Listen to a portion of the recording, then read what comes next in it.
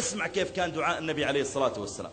رفع النبي عليه الصلاة والسلام يديه يدعو فقال اللهم إني أسألك أن تقضي يديني؟ لا.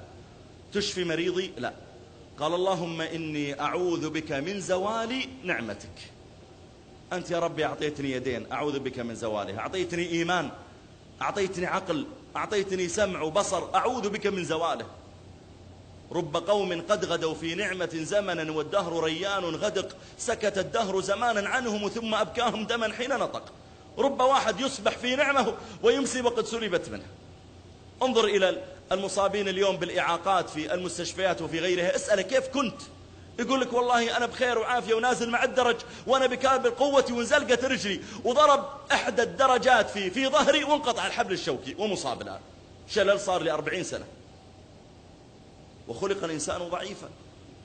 واحد من أصحابي أسأل الله أن يشفيه ويعافيه، والله العظيم أني زايره قبل أجل الحج بيومين، ضابط ومن طلابي، كان في الجامعة قبل سنوات، متخرج من أكثر من 20 سنة أظنها، مقدم أو معلق عقيد، ومن أحسن من عرفت من الناس. يبني بيت، زايره والله العظيم قبل يومين أو 3، يبني بيت ورقى فوق السطح فوق الخزان يمتر العزل اللي حطوه الشركة، حاطين العازل عشان الأمطار، يمتر عشان يحاسبهم، والهندي قاعد ماسك له وهو قاعد يرجع على ورا يمتر. زلقت رجله وطاح في السطح، ما طاح برا، طاح في السطح، يعني يمكن 2.5 متر. صار عنده كسرات في فقرات الظهر وتهتكات في الحبل الشوكي، والآن عنده شلل نصفي. وأسأل الله أن يشفيه ويشفي جميع مرضانا. في لمحة واحدة تك. هل كان يتوقع أنه سيصاب بهذا؟ ناس يا جماعة فجأة عندي صداع قالوا والله عندك كذا من الأمراض.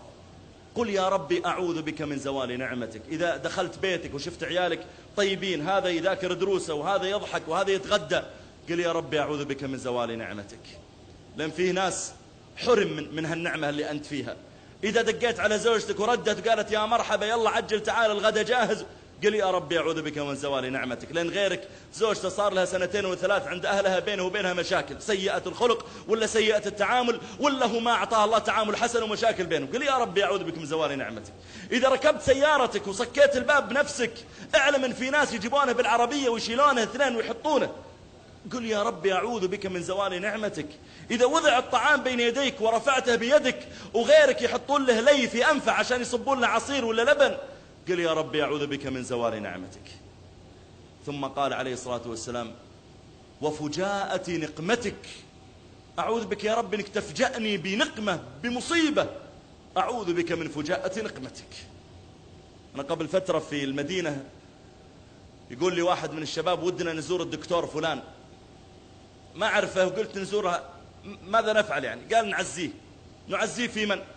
قال يا شيخ هذا دكتور في الجامعة وأولاده 11 وزوجته 12 في البيت، فذهب أولاده وزوجته إلى القصيم، عندهم عرس، ولدك كبير متخرج من الجامعة هو اللي يسوق بهم، وهم راجعين بالليل يتصل عليهم يا ولدي ليش ما نمتوا ومشيتوا الصبح؟ قال له ولد لا أنا أبغى أجي مبكر وما أدري إيه. يا ولدي ارقدوا. قالوا لا بد نشيطين.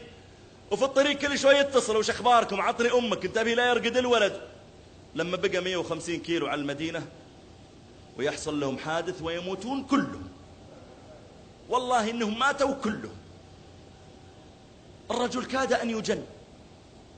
صح الرجل صالح نحسبه على خير وحافظ القرآن، لكن بشر يا أخي. النبي عليه الصلاة والسلام لما رفع ابنه إبراهيم ونفسه تقعقع بيموت الولد، بكى النبي صلى الله عليه وسلم، بكى وهو يشوف ولده يموت. قال له عبد الرحمن بن عوف يا رسول الله تبكي؟ قال إنها رحمة يا أخي ولدي هذا، إنها رحمة إنها رحمة. وهذا كل عياله في لمحة عين. يقول والله يا شيخ دخلت الصالة بعد ما بدأوا الضيوف يخفون العزاء، وألقى ألعاب مبعثرة صار لها يومين على حالها لأن خلود ماتت اللي كانت تلعب بها.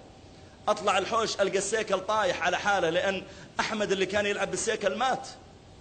يقول دخلت المطبخ والله أني آكل بقايا خبزهم أشمه قبل لا يمشون، بقايا الخبز ما بعد شالوه. يقول قاعد أشمه أتذكر رائحة أولادي.